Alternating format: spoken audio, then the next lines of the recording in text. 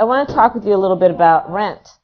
Over 11 million Americans are paying more than half of their income in rent.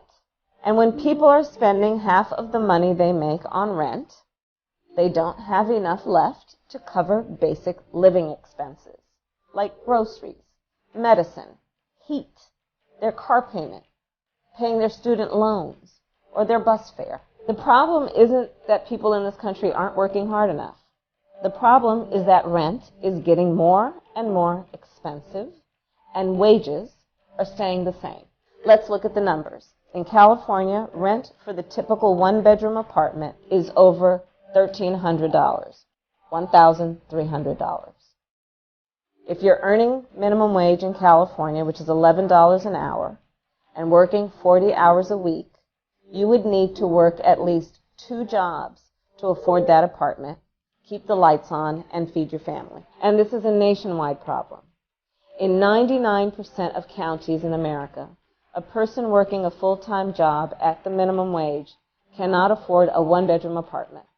Now, this doesn't just impact minimum wage workers. Even if you're making $50,000 a year, it's still not enough to pay rent on that one-bedroom apartment in California without being stretched to the limit. That is why millions of Americans are evicted from their homes every year. That is why every night 500,000 people in our country are homeless, including thousands of people who are working full-time jobs.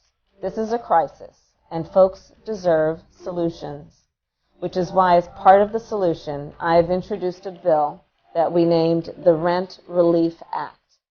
The Rent Relief Act says that if you spend more than 30% of your income on rent and utilities, you'll get a portion of that money back. It's that straightforward. This is America, and I believe every family deserves the security of being able to keep a roof over their head. So please ask your members of Congress, tell your members of Congress to please support hardworking Americans by supporting the Rent Relief Act. Thanks, guys. Take care.